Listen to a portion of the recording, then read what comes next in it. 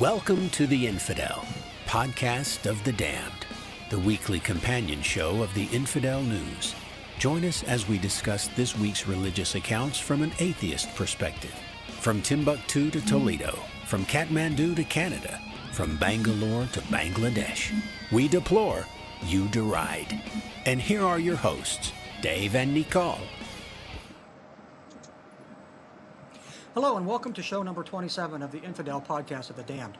I'm your host, atheist and author, J. David Core. And with me is my co-host, Nicole Martin. Hello, Nicole. Hey, how's it going? No AAA today? No AAA, I took it out. No, I'm not doing that anymore. Also joining us today is Veronica Abbass of the Canadian Atheist. Welcome to the show, Veronica. Thank you. I'm glad to be here.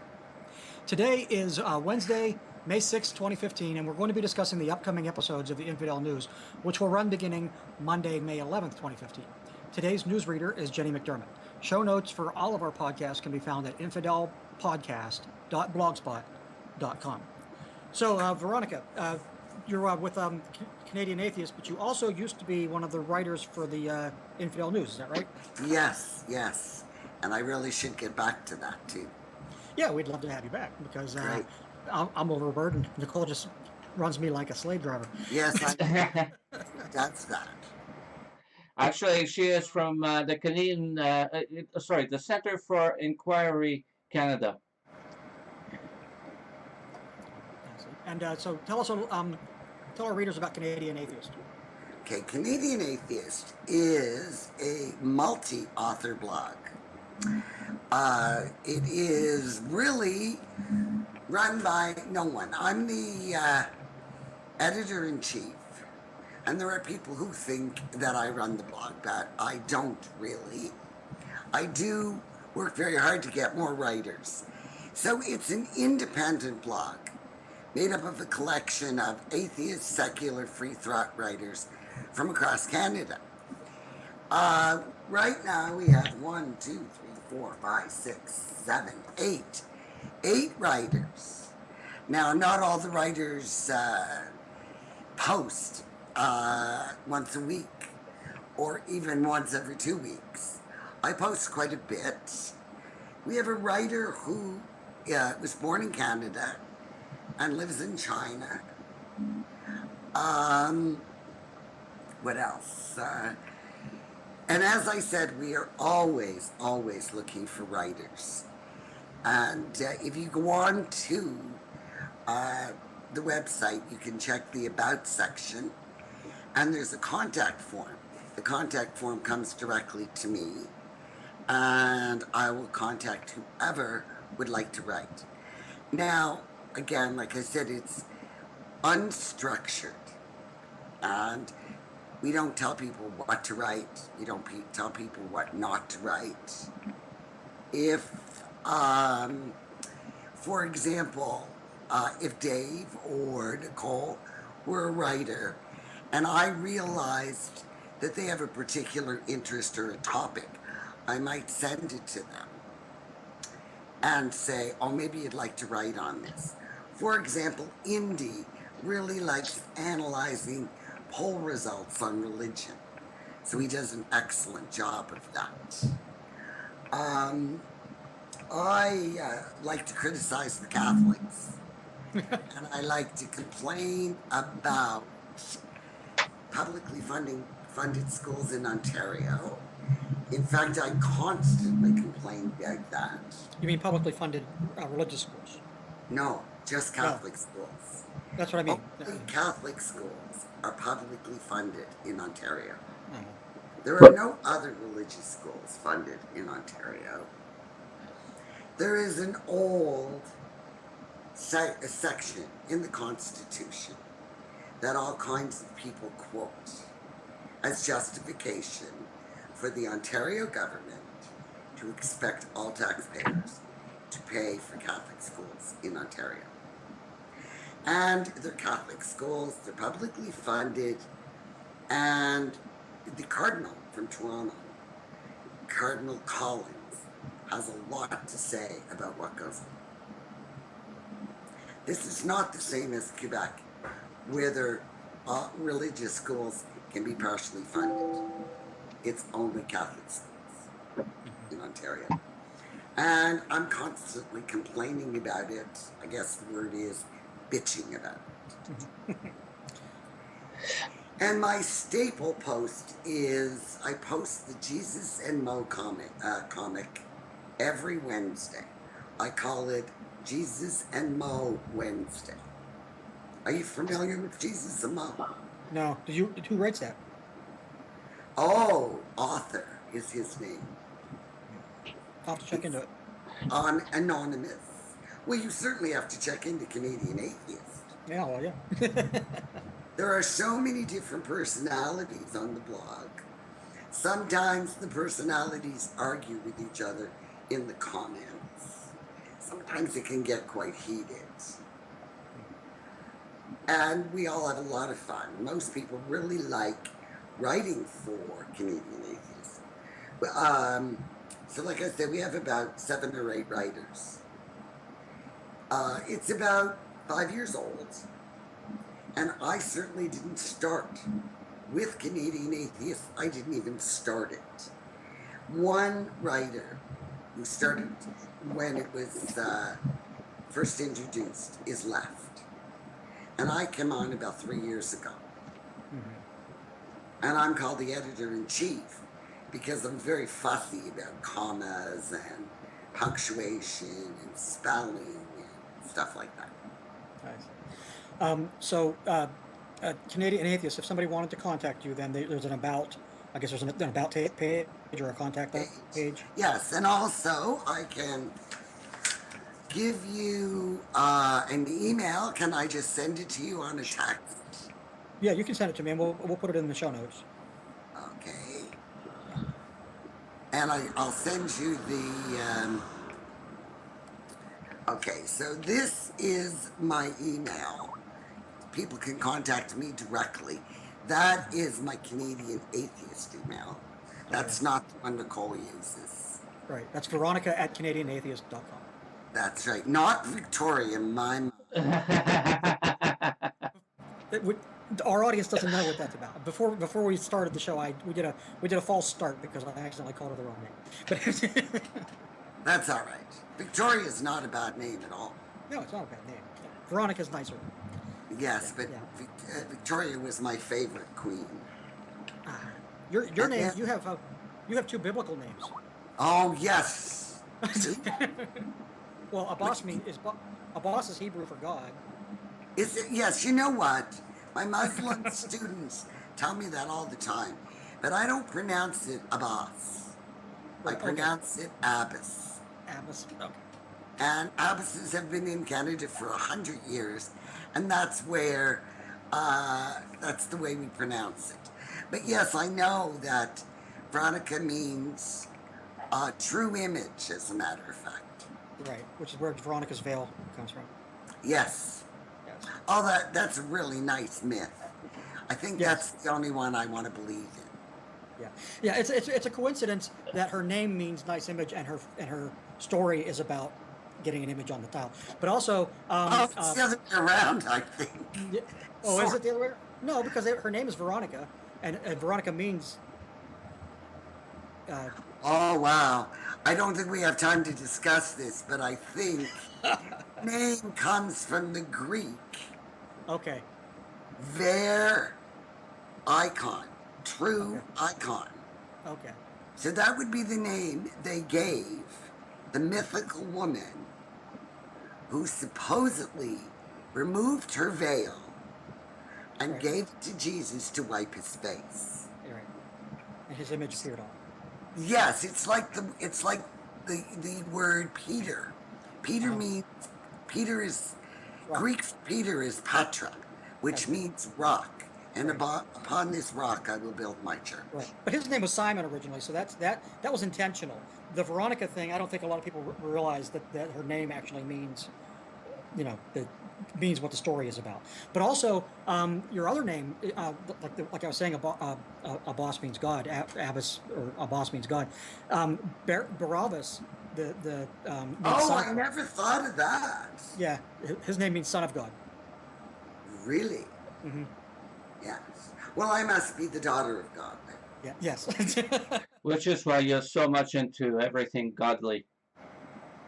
Well, your Well- name, your full name means in the image of God.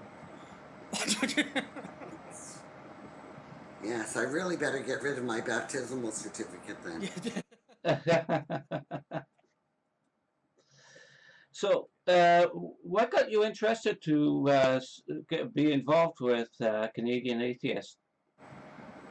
Well, I started reading atheist blogs 3-4 years ago. And another blogger out of the University of Toronto, Larry Moran, used to refer to this blog Canadian Atheist. So I started following Canadian Atheist, and one day the owner, or the guy who started it, Zach, wrote me and asked me if I would like to write for Canadian Atheist. And it's pretty well taken off from there. And as I said before, I seem to be the one who posts the most. Is he still around though? Zach, oh, he's still around. He doesn't post anymore. He hasn't posted in years. So he pays for the website? Yes, he does. So it's a volunteer thing. Pardon? It's all volunteer. Oh, yes. No one gets paid. We do not have a that's all- donate. We do not have a donate button. Mhm. Nothing like that. And there's no advertising either. No. It's very clean that way. Okay, Nicole, do you want to go ahead and start with the news? Okay, I'll start with the first. Before I can't see either of you. Are you aware of that? If you look, there should be a little window that says Atheism TV. The Infidel, and then the three of us are there. Oh, I know. All right, I have to get rid of that. All right, what I'm getting are these things going around and around. Oh, that's your connection. You have it's trying to buffer. You have a slow connection is all. But yeah, but it's mostly it's. I mean, you don't really need to see anything as far as. Oh, that's fine. And nobody needs Yeah. to see me then. Later and see how good looking we are. So I'm going to play the first story. Okay. In what seems to be an unusual move for a public official, Attorney General Scott Pruitt of Oklahoma is offering legal advice to state schools on how to properly distribute religious materials. His letter sent on April 14th is likely in response to an 8-page treatise issued on April 3rd by the American Humanist Association on how the Constitution does and does not protect religious activities when it comes to state-run school systems. The 8-page letter is replete with case law examples of court rulings against distribution of religious materials in schools, and the initial results appear to be that school officials are discouraging any such practice at all, rather than face possible legal action. But in the Attorney General's view, there are right ways and wrong ways to distribute such materials, and that if it can be shown that the school takes a neutral view on religious literature, the practice can continue. In a press release, he is quoted as saying, "I will not stand idly by while out-of-state groups challenge the liberties of Oklahoma citizens. My office will offer guidance and assistance to any school, their employees, and the students and families they serve to ensure the constitutional rights of Oklahomans are not impaired." It remains to be seen if such a neutral policy can actually be implemented, though, when it is fairly clear that the existing instances of distributing Gideon Bibles was done from a Christian perspective. Would the same teachers be willing to distribute the Quran and other religious texts at the same time? It is doubtful, but we look forward to seeing what new policies come out of the Oklahoma public schools to navigate this legal tug-of-war. Okay, so in Oklahoma, they're still distributing religious documents, but they're claiming that it's going to be something that they allow across the board. So if the Satanists wanted to do it, or if the Hindus wanted to do it, or the Muslims wanted to do it, they would allow it. But the point of the story is that hasn't happened yet. And what really always becomes an issue is, and it's something that nobody ever addresses, is why would anybody want to? Why does anybody want to distribute religious books if not to proselytize? That's the only reason to do it. Right. So it's just ridiculous to even give lip service to this idea that, oh well, we'll allow anybody to do it, and it's really there's no agenda behind it. There is an agenda behind it. It's all agenda. Right. So yes, it certainly is. Now there was a similar issue in Chilliwack, BC, that just got resolved. Are you aware of that? I wasn't. Nicole might be. Yes. Now, what did I do with this? Because I saw something about it, but I didn't see it that it was resolved. The BC humanists were assured that the schools in Chilliwack have stopped distributing the Gideon Bible. Because that was the case also in Ontario, wasn't it? Yes, in Niagara region, where a man, Rennie Chenard, is either challenging that or has already challenged it, the Gideon Bibles. Yeah. See that it's never a thing that's about liberty at all, because they make this claim that that Christians always make the claim that it's an attack on them, but it's actually a defense against them. Right, and certainly from what I've heard of the Gideons,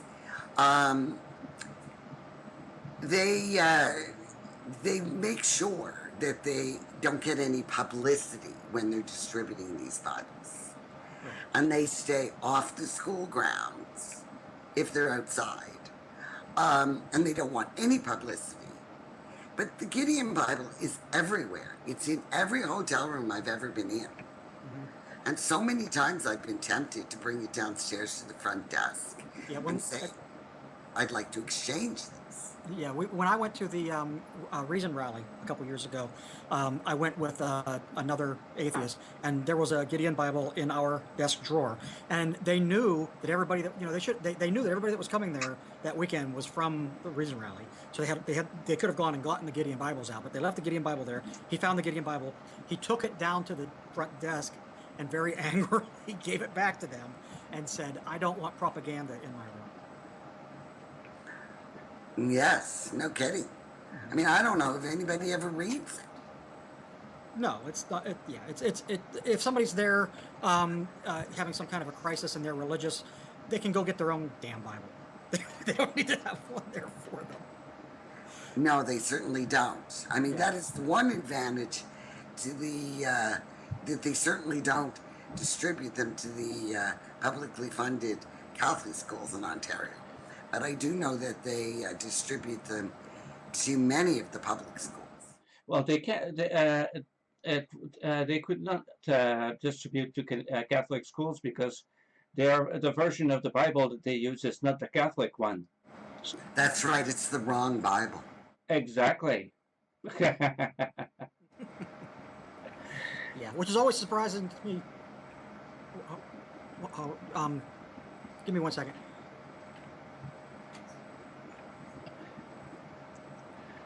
So, Veronica, do you want to start some devil worship group, and then we'll want to distribute our literature into the schools as well? Well, I think that only works when the school is already distributing the Bible. Other than that, there's no reason for a private citizen to go to a school and say, this is the book I think you should have in your library. Yeah, no. But that would be a good way to get them to stop. We just say, hey, you're distributing Bibles, you're going to... Oh, yes, and that's what, in fact, CFI Canada tried that. They wanted to distribute The Magic of Reality, Dawkins' book. They were refused, but now Chilliwack is not distributing Gideon's, so that problem seems to have been solved. Mm-hmm. Yeah, that's always the way to end it, is to suggest that they distribute something else equally, and then when they don't want that in there, then they can't. It makes it harder for them to distribute what they're trying to do, because when they see it through those eyes, when they see it through the eyes, well, how about we give them this? It's obviously got an agenda behind it. So if you're seeing the other person's agenda, how do you not see your own? Oh, right. But the Gideons is the real problem. But there's a permission slip that goes home, is there not? Where the student brings home a permission slip, and the parents say yes or no. Where are you talking about, in Canada? Yes. Yeah, because I don't know what it's like I'm in the States, and the story that we just did was about Oklahoma, and they're doing it in the States as well. I'm not sure if they have to do that in the States. When I was a child, the Gideons came and gave us New Testaments. They didn't give us a whole Bible, but they gave us New Testaments. And at that time, this was in the 70s. There was no any any kind of requirement. They just showed up and did it. Of course, my parents didn't complain. But if it happened today, I would complain. But they haven't, as far as I know, they haven't done it locally in Ohio, anyway, where I am. They haven't done it for years. So I think that it's pretty much dead in most of the northern states, but they're still doing it in a lot of the southern states. Oh, okay. See, the problem with those permission slips is that children monitor other children. Mm-hmm. Right. Why aren't you getting the Bible? My mother says it's important. Why doesn't your mother think it's important? Right. Yeah, it's that way with everything too. It's with, like, if people who don't want to stand for the Pledge of Allegiance, people who don't want to say the Pledge of Allegiance the way that it's written, anything like that, the children feel pressure to do it because everybody else is doing it, and what are they going to say about me if I don't do it? So that's why, and prayers at football games and stuff like that. That's why people complain about it, because don't do it, because you're making the child who doesn't want to do it feel like he has to do it. Oh, there's no question. Mm-hmm. And I know we're getting on to the prayer case, and that's where it becomes a real problem. Right. Okay. Well, now that we're talking about the prayer case, let's listen to the story that's going to be put on the Infidel next week. The Quebec town of Saguenay will no longer be starting its city council meetings with a prayer. So says the Canadian Supreme Court in deciding a legal battle that has gone on for 8 years, working its way up through the appeals process. Jean Tremblay, mayor of Saguenay, is outraged over the decision, yet there is no alternative but to follow the ruling at this point. It didn't help the city's position that the prayer they used was clearly of Catholic origin, reflecting the city's history and the fact that the councilmen typically cross themselves at the end of it while saying, "In the name of the Father, the Son, and the Holy Ghost," which would define it as a Christian prayer, if not Catholic. In a bit of consolation prize, the court decreed that the council chambers could retain some of its religious iconography, among which are a crucifix and statues depicting religious events and concepts. Now, that last part, why would they allow that? That would in the States, that would definitely not be allowed. Why is it allowed in Canada? Did you want to contribute to this? Actually, that part about the why they allow crucifix, I don't know. I have no idea. I think what the problem was is that some of the statues or pictures were referred to in the lawsuit. I know what they call the Sacred Heart was referred to in the lawsuit. So the court, I'm pretty sure when I went through the decision, that the Supreme Court said, get that out of there. Now, keeping those kinds of things, the religious icons or pictures is a contentious issue anyway in Quebec. So I think there's a crucifix in the National Assembly. Yes, there is one there. And that was something that really should come down. And interestingly enough, this is Quebec we're talking about, and Quebec had what they call a quiet revolution, and to all intents and purposes got rid of the Catholic Church as an authority. And now all of a sudden we're finding out about all kinds of places that have explicitly Catholic icons, and the Sacred Heart in particular. I don't know if you've ever seen one. Yeah. Oh, so, but and the idea that, so does that answer your question? I think the Supreme Court only addressed what was objected to, what MLQ objected to. The thing is also, in Canada, I just want to say, David, that in Canada, we don't have the thing about separation of church and state. Right. So, but the decision is basically a separation of church and state decision, though. yeah. In fact, there is a passage in the decision that comes right up and says it. Just a second. It's probably not a good time for me to try to find this, but everyone is quoting it because it seems to some people to be even stronger than the separation of church and state that the United States talks about. Right. Okay. That's good.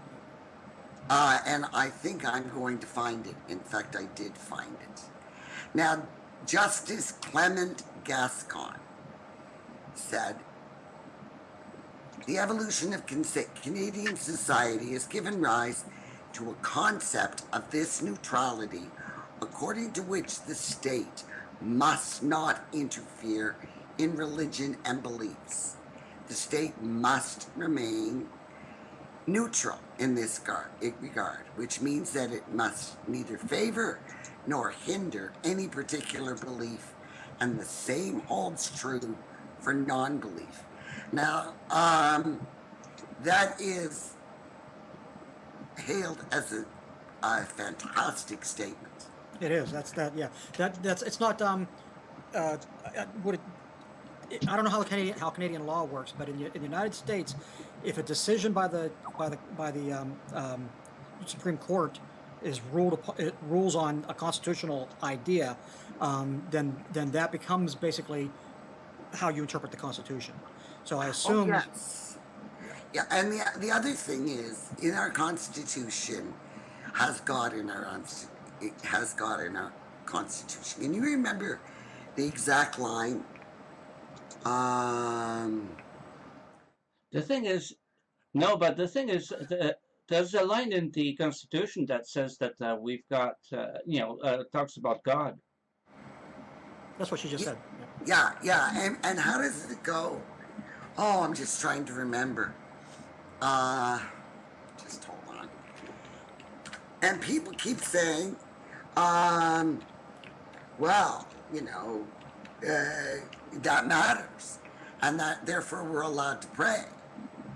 But the decision said that God being mentioned in the Constitution does not mean that all decisions have to be based on the fact that God is mentioned in the Constitution. Mm-hmm. Bring that up as an argument. Whereas Canada is founded upon principles that recognize the supremacy of God and the rule of law. But you cannot use that to support your argument that the state is allowed to be religious. You can find that in the decision too. It's kind of backwards from the way the United States is, because in the United States, the Constitution specifically does not mention God, and people are always suggesting that the little nods to religion that the Constitution does have, which are minor, like it says, actually the Declaration of Independence mentions nature's God, but that's more deistic than theistic, and people are constantly using that to argue that the founders intended us to be a Christian nation, which is, and it's not mentioned in the Constitution at all. So, and then our First Amendment actually basically says what your justice just said that the law means. So, the United States and Canada are basically mirroring each other as far as separation of church and state goes. Well, they may be mirroring each other, except this decision is very recent. Our Right. Constitution is very recent. Yeah, and I found the quote. It's from the Canadian preamble to the Charter of Rights and Freedoms. Yeah. And it says, whereas Canada is founded upon principles that recognize the supremacy of God and the rule of law. Yeah. Well, there's quite the story about that, about why that's in there. But I don't think we have time for that now. But we'll do an article on the Canadian Atheist. No, as a matter of fact, I did an article for another organization on that, because there are people who, politicians, not many, but some politicians who say it is possible to get that out of there. That would be great. We don't need God in our Constitution, and we certainly don't need God in our national anthem. Yeah, that's another story. Yes, and I think this particular decision was just so phenomenal that it's going to make space for other decisions. They'd have to rewrite completely the French version of the national anthem, because it's full of references to God. And by the way, I thought it would be interesting to show people what the Sacred Heart looks like.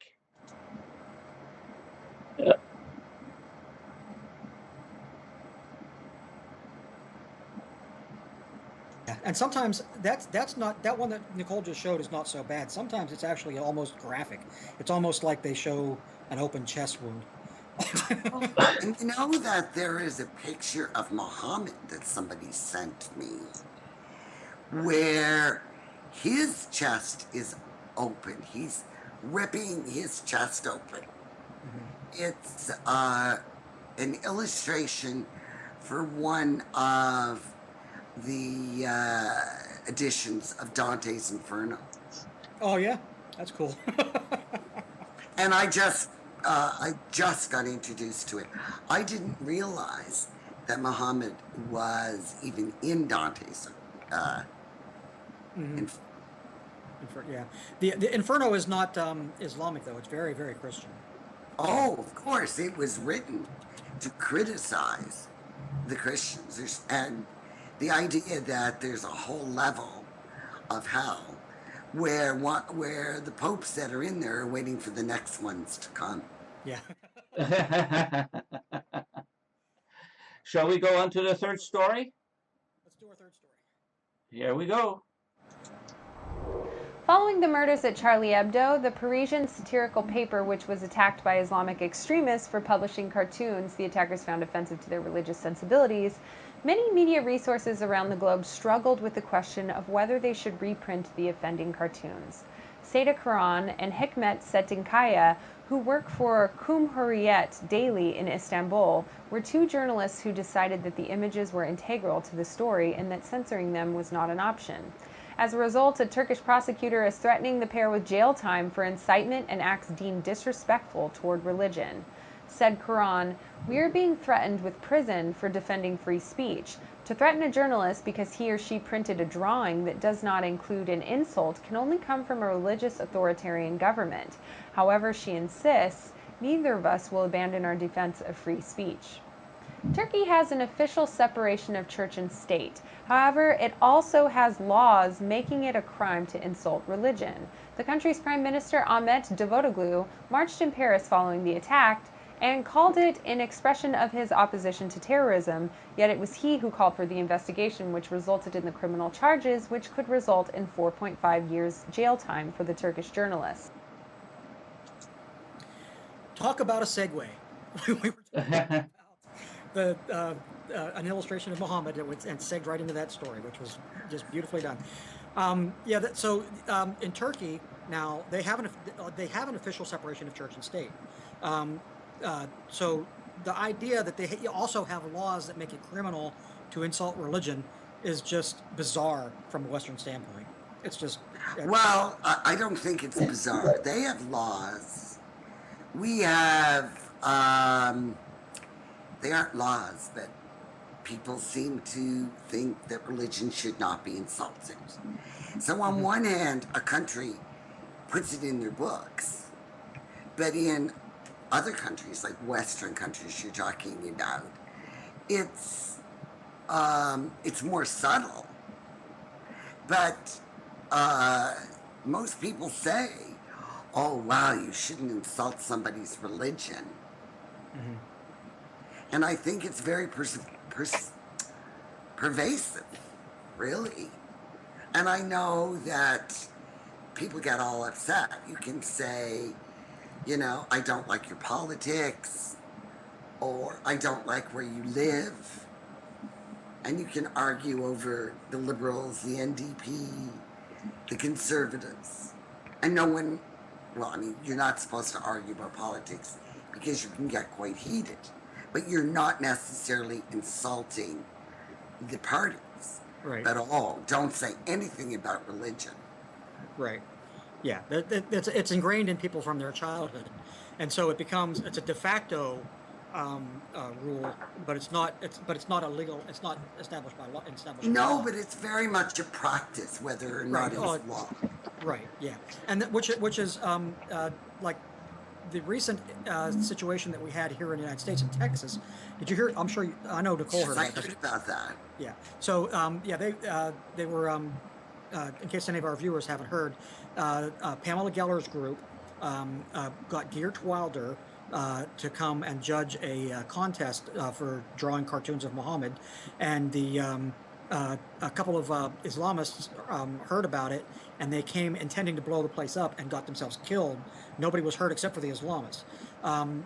Meanwhile, though, which I just informed Nicole of this today because I just heard about this today, in an Eastern country, there in a Hindu-dominated Eastern country, a Muslim artist did a drawing of Krishna, and the drawing of Krishna.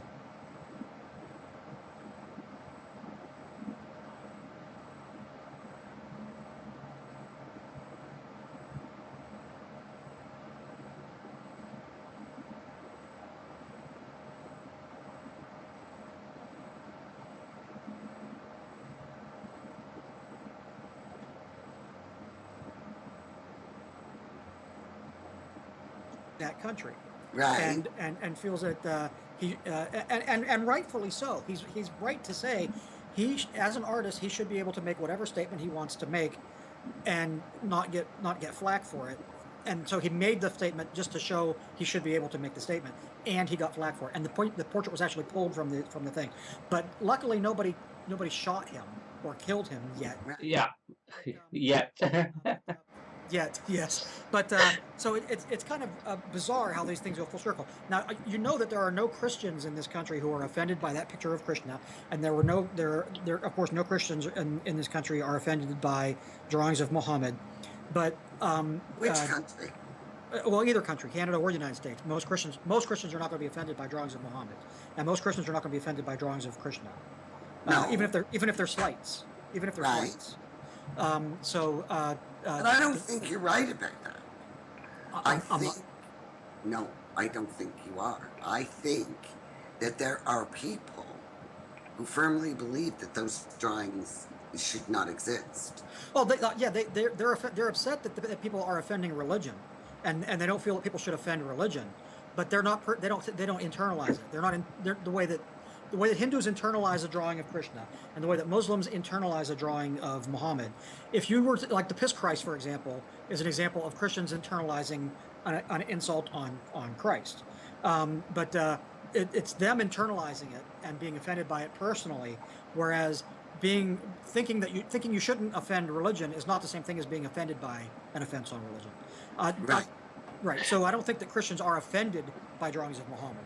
I don't think that Muslims are offended by drawings of Krishna because they don't internalize it.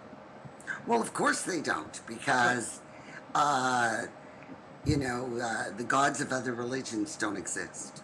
Mm-hmm. Maybe we should explain to people what the Piss Christ is in case they aren't familiar with it. It's a jar with a crucifix inside, and it's filled with piss. Yes, it's and it was an artist, and actually the artist was Christian, and his intention was to show Christians that your God is not diminished when people insult him, but people were very offended by it, and they've talked. This was like 25 years ago. Oh, okay. And they still talk about it. Yeah, I've never heard of that one, but I know there's a play by Thompson Highway called Dry Lips Got to Move to Kappa's Casing. And when it was shown in Toronto in the 80s, people stood up and walked out because the writer certainly criticizes the Christians, the Catholics, and what they did to the Canadian native. Mm-hmm.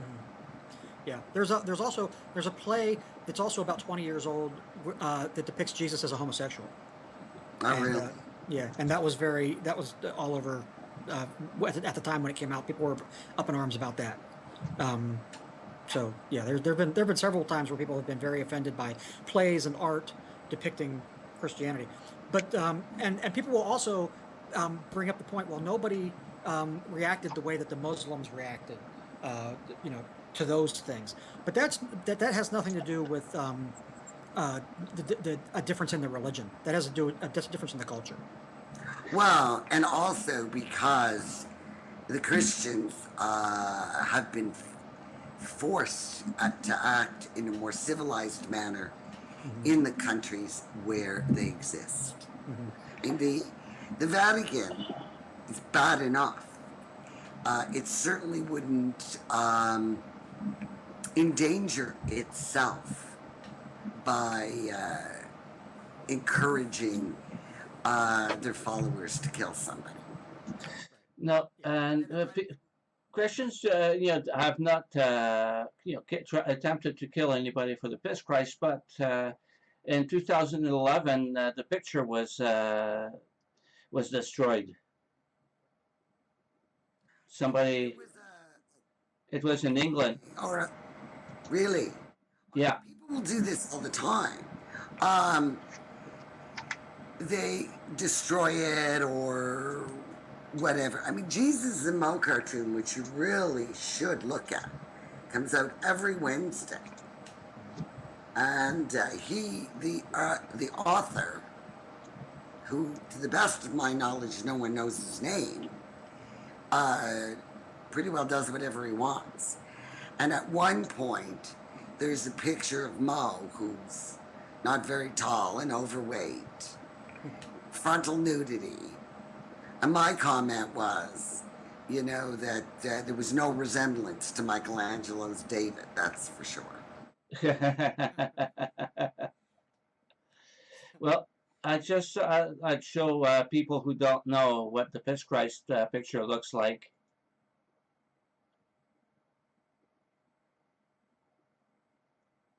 Yeah.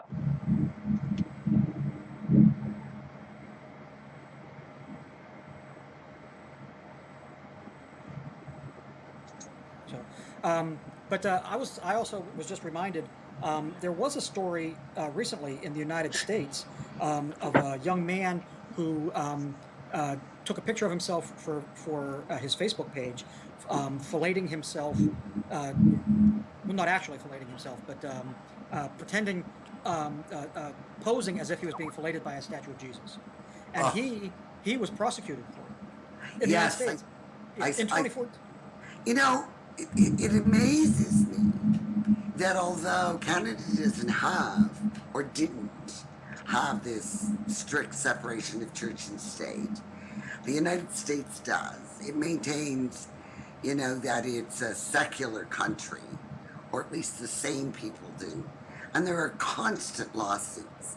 That crucifix that came out of 9/11 was just ridiculous. The crossbeam, the whole idea that a priest would have said to the worker, "Oh, this is just to tell you that God is with us."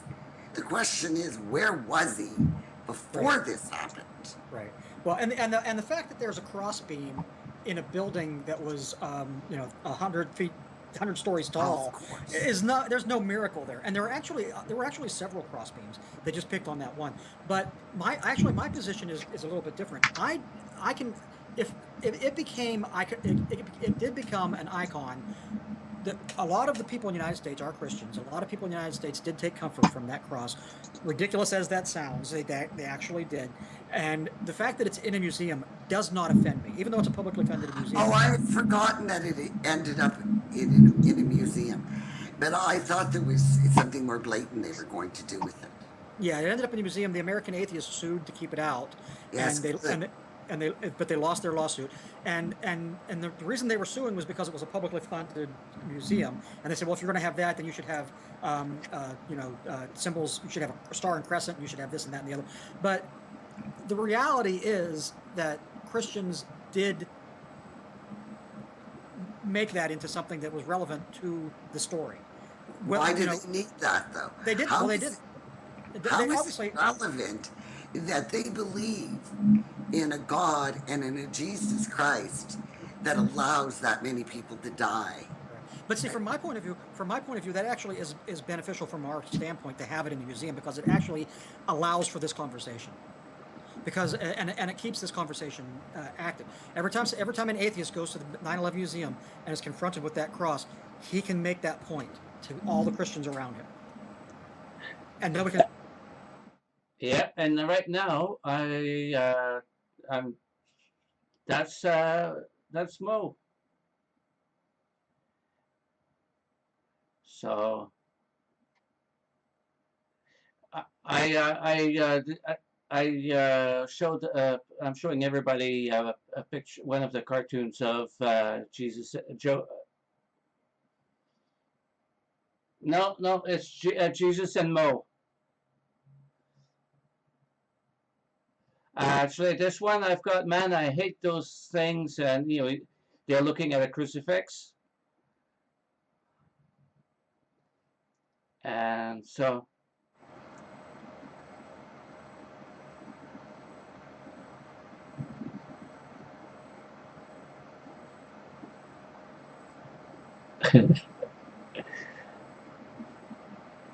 That's right. That's But so. Okay, so Nicole, do you want to go ahead and do Christian glitches now? Yes, I will. Who's featured today? It's a politician. I can't remember his name right now. If, as Kant said, that's why I sometimes think that people really, Kant wasn't such a bad guy, because he had certain understanding of the conceptual requirements of moral thinking.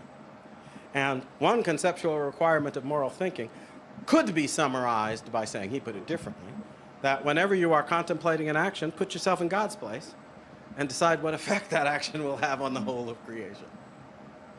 And if it snuffs something out, in particular yourself, maybe you should think better of it. See? So if we all woke up tomorrow morning and decided our sexual preference is homosexual, we shall have nothing to do with the opposite sex, would you like to tell me what would happen to the human race thereafter? Now you might say, oh, our science will save us. They'll be able to do this and do that and do the other thing and perpetuate us and so forth. But we all know what the problems would be there. The problems there would be, since they don't exactly understand what the DNA thing is really all about, they're bound to make huge mistakes. It might take 1,000 years before we saw the result of it, but extinction would probably still be involved. See, because we don't know enough yet. And it's quite possible that we never will know enough to be the masters of our own fate, except in the bad sense of being able to destroy ourselves. But Harry and Dick love each other, and they want to get together in this way, and who am I to say anything about it? But the Constitution says you can't deny or disparage rights retained by the people. And that right understanding of marriage is connected with the good of the whole human race. Now, on the scale of things, y'all, which has the greater significance? What satisfies my selfish whims and pleasures? Or what serves, and therefore by not being served, will damage the good of the whole human species? Raise your hand. Which do you think is the one that has the higher status? Connected with the good of all humanity as well as my own? Or disconnected with the good of all humanity and only connected with my own? Which has the higher status? It's perfectly obvious. It's perfectly obvious to our friends in the global climatological change movement, or whatever they're calling it these days. Because they want us to understand that there's a common good, not just of all humanity, but of all creation. And if we do something to damage all creation, we have done something that's just intolerable.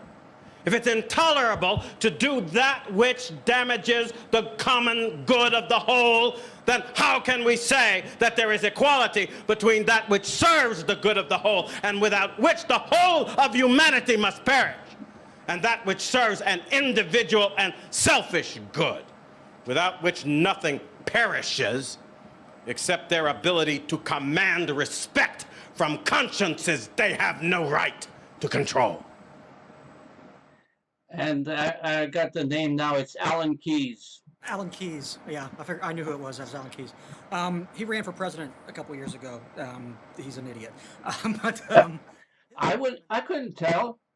I couldn't tell listening to him. He's an idiot. But he's an idiot. Yes, and his argument that if in the middle there, he said if everybody turned homosexual, that the science would find a way to perpetuate the species. But it wouldn't be able to do it right. That's what he said. That's what he said. But they actually already can. If everybody did decide to go homosexual today, they could still perpetuate the species, because men would still be able to masturbate into a cup. They'd still be able to fertilize eggs, and they would still be able to implant those in a womb. Just ask Melissa Etheridge and Neil Young. Well, there are tens of thousands of couples now who have children because of that artificial insemination. Mm-hmm. Yeah. But it could just as easily continue if everybody was gay. There's no reason. So he's absolutely wrong about that. But the rest of his point that if something is against nature and it hurts the whole, the argument falls apart because that linchpin is missing. He might have been able to make that argument. It would still have been a stupid argument, but he might have been able to make that argument 70 years ago. He can't even make that argument now. So, Veronica, can you tell why I called this segment Christian Glitches? Yeah, I think so. These guys are all glitches. They just, it's interesting because I can't see you, but I have this circle going around and around that tells me, that something's going on. And when I listen to these people, this is what they sound like. They're talking in a circle. God doesn't want you to do it, so don't do it. And if God doesn't want you to do it, it's wrong. And who is this God that doesn't want you to do it? It's the same God that created you in his image. And usually they are men who rant on and on about homosexuality. And frankly, I think they're scared. Oh yeah, yeah. I honestly believe that most people who are really, really anti-gay are bisexual or latently homosexual. I mean, that just I can't imagine anybody being that angry about something that doesn't affect them. And it really does have nothing to do with anyone else. And the idea that children won't be born is just so ridiculous. The world is overpopulated, and Exactly. And maybe if science ever gets to the point of creating a child in a test tube, then the burden won't be so great on the woman. Mm-hmm. You know, if you could just make a baby, you decide, okay, we're going to put this sperm and this egg in this test tube, then both parents are equally responsible. Yep. Biological parents.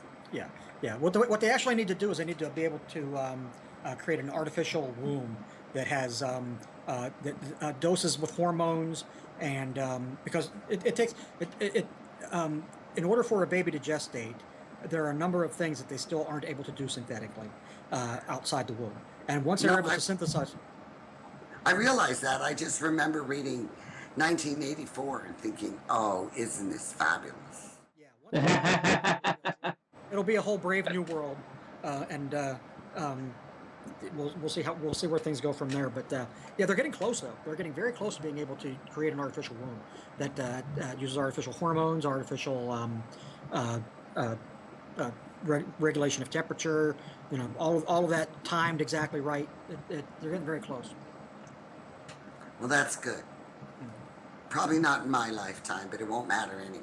Well, yeah.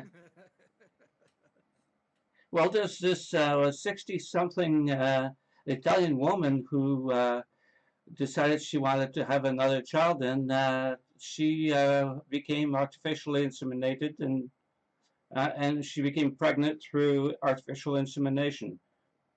And she's in her 60s. There are older women who are doing that for their daughters or their sons whose wives or husbands, whose wives or her daughter can't get pregnant. Because you can be a donor womb even though you might not be able to get pregnant after, say, 50. Right. But your body is healthy enough to accept the artificial insemination. And I think it's more than that. I think both the egg and the sperm are injected then. Yeah, I think it's actually a fertilized egg that goes in. Yes, right. Yeah. Which there's actually a celebrity case right now.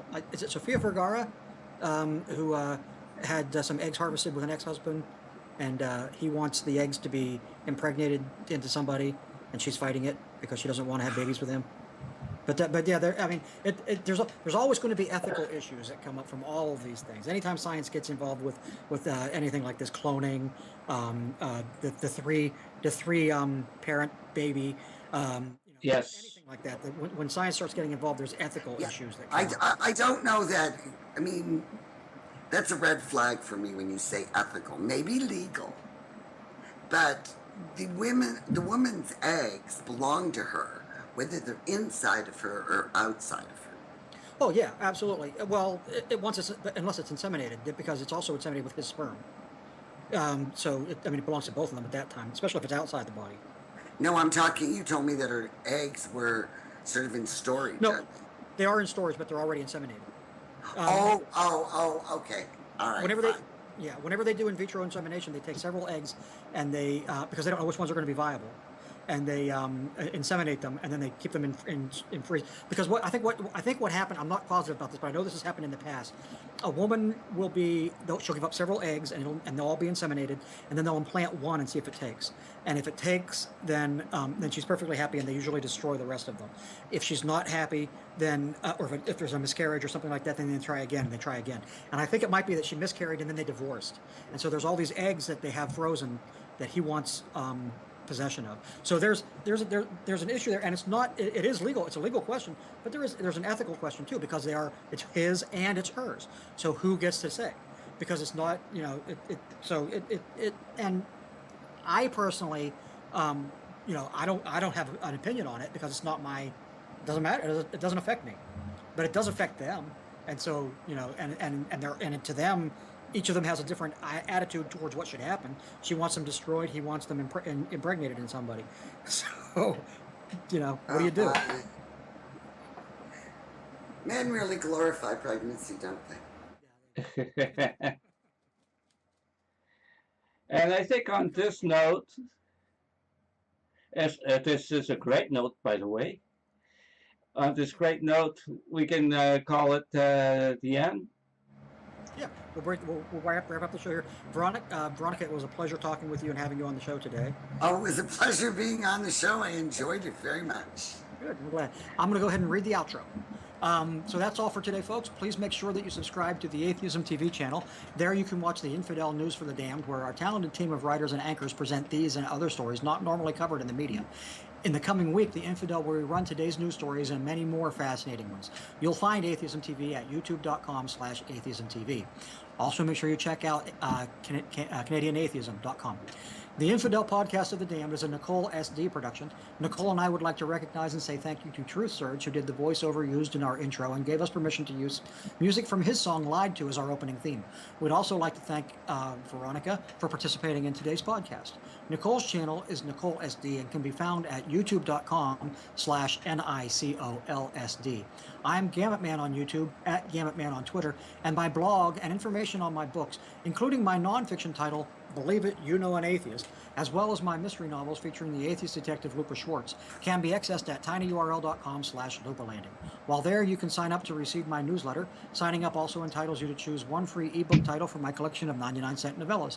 Thank you for watching, and we'll see you next week. Thanks, everybody. Bye, everybody.